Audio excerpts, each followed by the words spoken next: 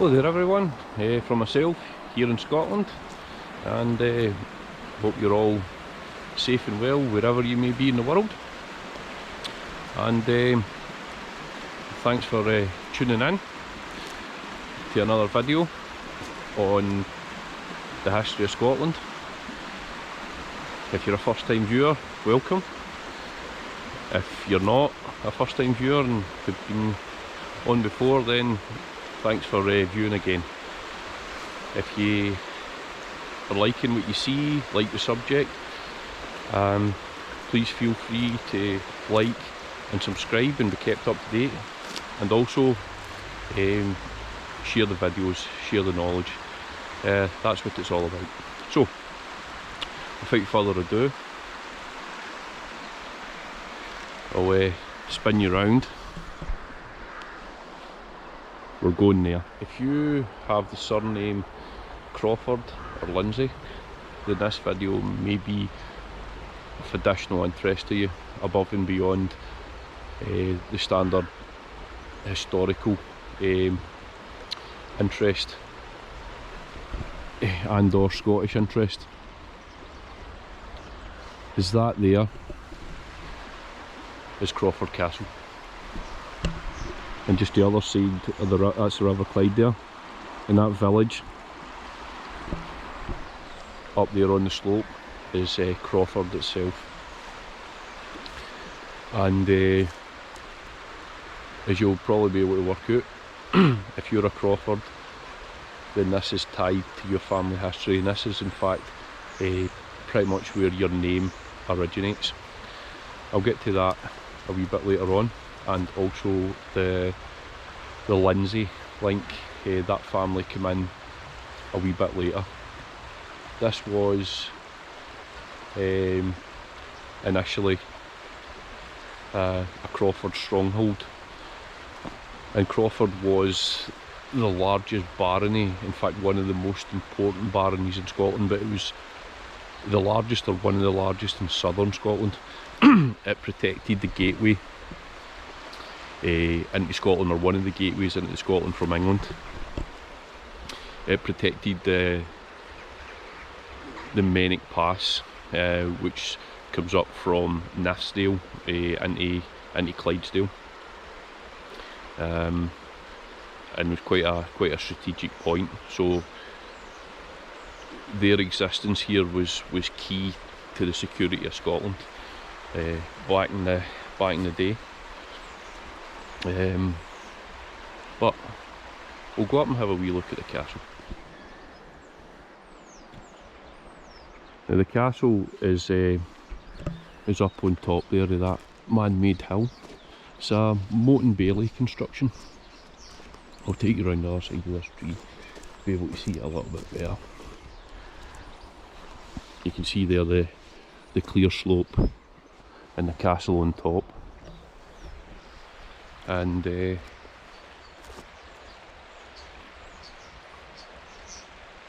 that would have been your moat there, and below it would have been a bailey construction.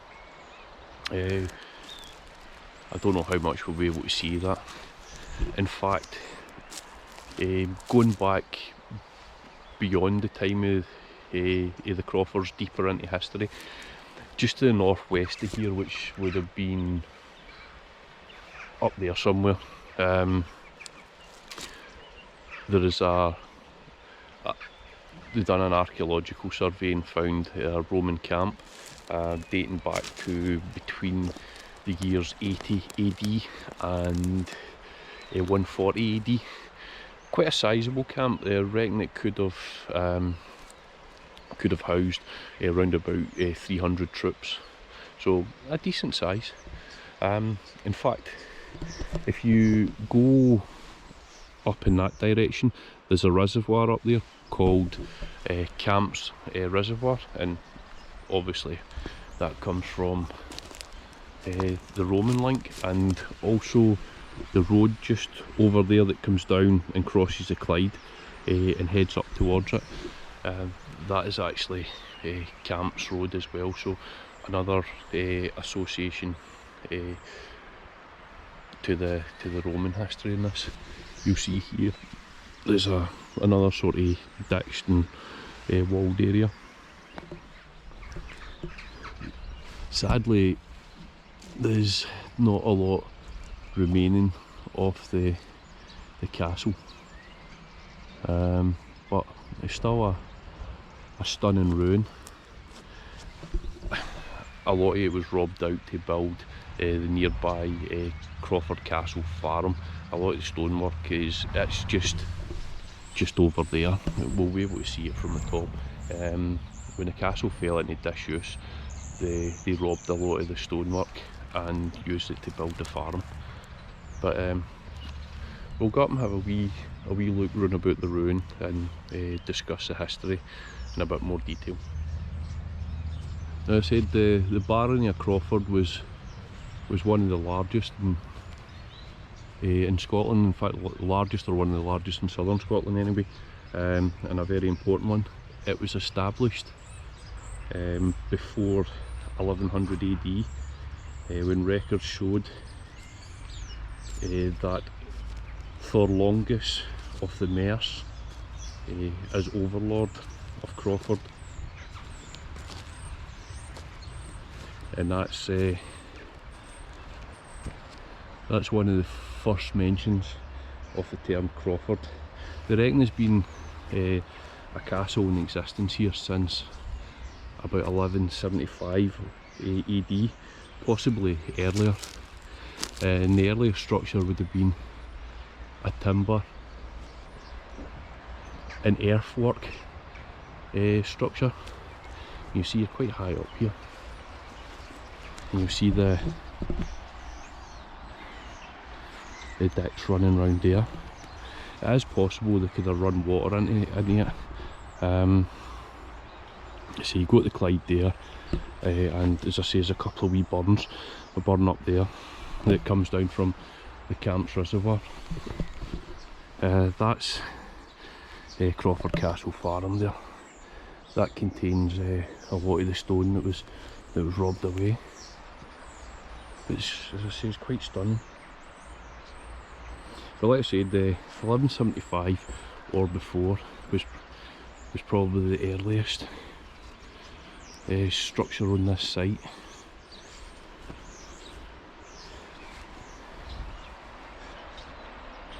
As I say, definitely quite high up here. It's definitely a good defensive position. And like that first mentioned, Thorlongus of the Merse. It's got Norse links to it in that name, with the Thor. It's quite stunning, this. Now, the name Crawford. Now, craw is a Scots word for a crow. Large black scavenging bird, as you'll know. More modern English would have said crow. And ford being a river crossing. Now, you've got a river there. There's a couple of shallow bits here. Now that's roughly south, and that's obviously north. So anything coming from south to north or north to south would have had to cross the Clyde. And this, by the sounds of it, Crawford has been one of those crossings. So the Crawfords have took their name from this area. Now, there is a lot of large black birds in the skies above, but they're mainly rooks. But a lot of people still call anything that sort of size a crow, or a craw, as we would say in Scotland. So yeah, that's where the name originated.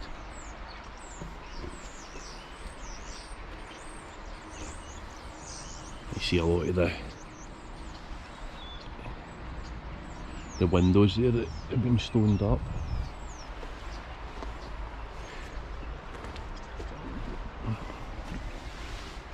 Quite a modern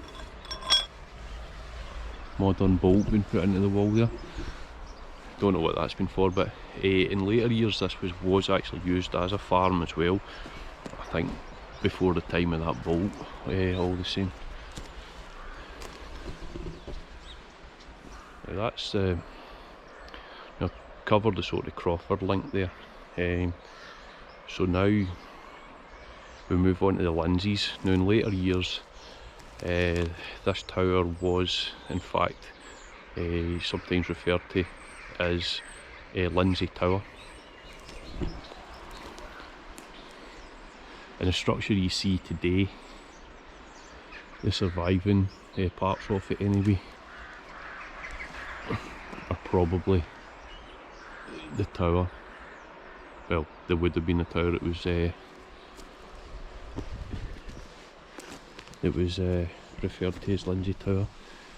There you got a vaulted basement area there, curved ceiling. We'll go down there in a wee bit and see if we can see anything.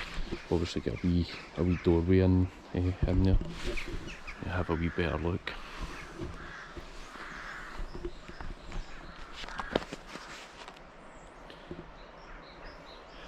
Now, the Crawford lands were split into two. You get these ones at Crawford, and then you've got Crawford John, which is just over there, to the south. The Lindsay family inherited half of the lands that belonged to the Crawfords. Well, half of the lands that made up the barony of Crawford through marriage in 1215 to the younger daughter of Sir John Crawford. There's a few rabbits been in here.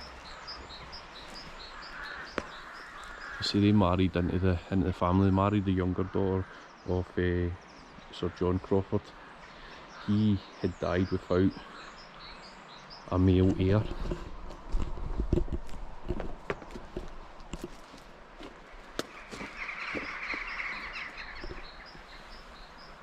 It's stunning. Aye, so he died without a male heir. So these parts of the lands fell into the hands of the Lindsays. But the Crawford family, through marriage into the Douglases, one of his other daughters, married into the Douglas family, they still retained their lands on the other half of the barony at Crawford John. Now that's another village. It's a nice wee village like Crawford itself, not a large place. You can visit that. In fact, if you are a Crawford, they say it's all part of your history, and it's all here in South Lanarkshire. If you are interested on where any of these places are, drop us a wee message in the comments below, and I'll be more than happy to give you directions. Same if you're a Lindsay. They were a big family in this area too. They inherited a lot of lands and became very powerful through their support of the crown. In fact, there's an castle that was in the hands of the Lindsays up until at least the 17th century was Covington Castle. That's not too far from here, just a wee bit closer to Lanark. I'll do a wee video on that as well, so if you're a Lindsay and you're interested in that, just say stay tuned. Stunning. Although the Lindsays had control over this half of the barony from the year 1215 through marriage, as I'd said, they were granted the title the Earls, or the Earl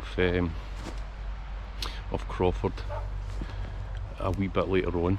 In fact, a fair bit later on, in the year 1398, by King Robert II of Scotland. and that was partly due to their support of the Crown. Very important family, the Lindsays. The Lindsays worked side by side with the Douglases, and had been responsible for a lot of Scotland's success at the time, and also for defending Scotland's honour in a duel with an English baron on London Bridge, of all places. And that baron was Baron de Wells, or Wells, not sure how to pronounce it, but W-E-L-L-E-S.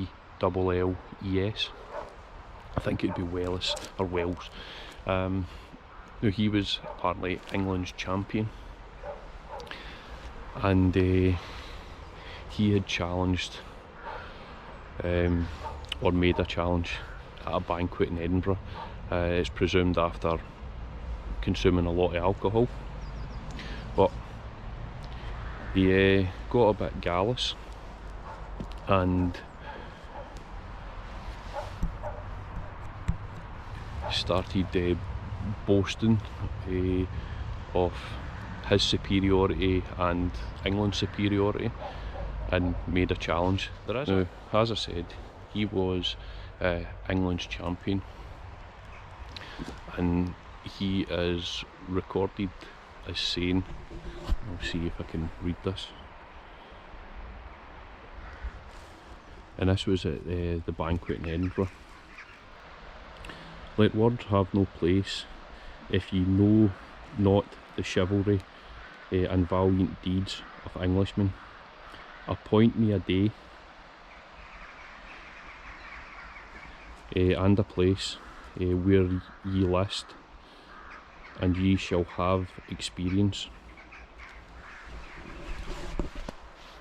So a day and a place was appointed, and Lindsay met him and won the day.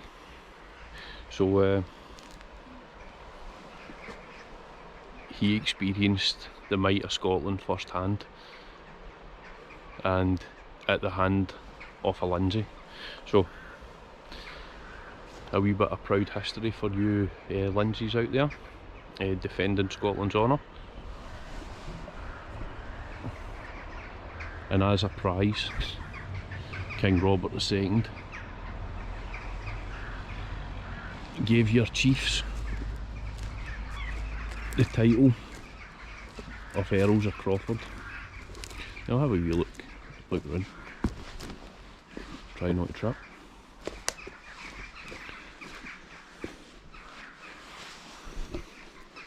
Now this here probably went down a lot further, but I say you've got the curved vaulted cellar.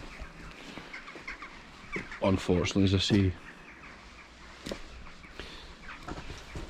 a lot of it is falling away.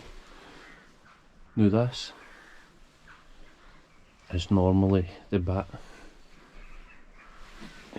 that survives in all the castles in Scotland, even if like the upper parts like this have all been crumbling away or robbed for stonework like this one has. These cellars are normally the surviving part.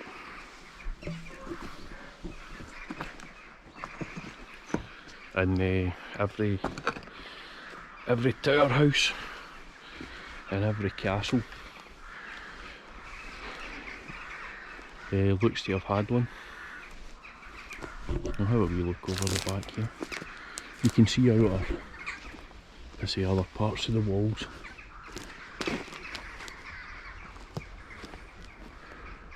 Now, whether this has been, obviously this rather old tree wouldn't have been there.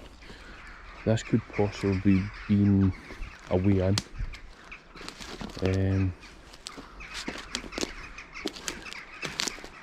more walls over here.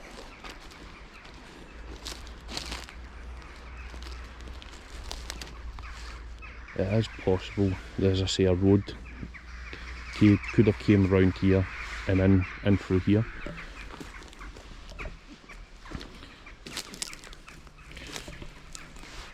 Some fresh rabbit signs here.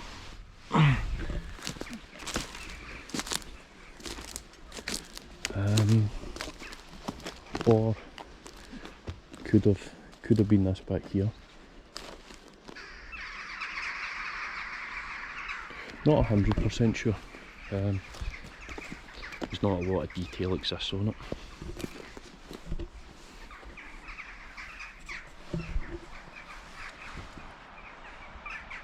She's a mixture of a couple of different stones in this. This is some of this red sandstone mixed in here. I don't know at what date this came in at. Some graffiti on it, but you see wee bits and bobs dotted through it. Whether that's surviving examples of older masonry, who knows. I know that the Romans used a lot of red sandstone in their construction of their buildings on some of their forts in Scotland. Certainly in this area. It's not really a native, well, it's not too common, that red sandstone in this area, so it's normally imported in. But yeah, well, I hope you enjoyed that wee walk and a wee look round, and certainly if you're a Crawford or a Lindsay, it's got a bit more historical significance to you. So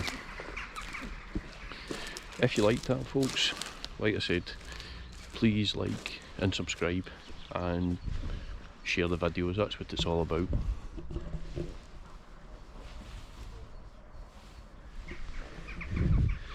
Getting the knowledge out there. And as I say, feel free to leave any comments, ask questions, whatever. I'll do my best. Nice wee structure there. I don't know what that's been, but yeah, leave comments, ask questions. If you want to know directions for visiting, I'll be happy to do so. It's right off the side of the M74 motorway, which is the main artery from the lowlands of Scotland into England, so it's easy enough to find if you want to trace down your ancestral roots.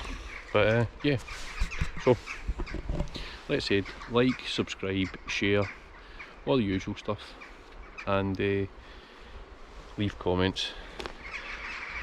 And until next time, you folks stay safe, take care of yourselves, and slange.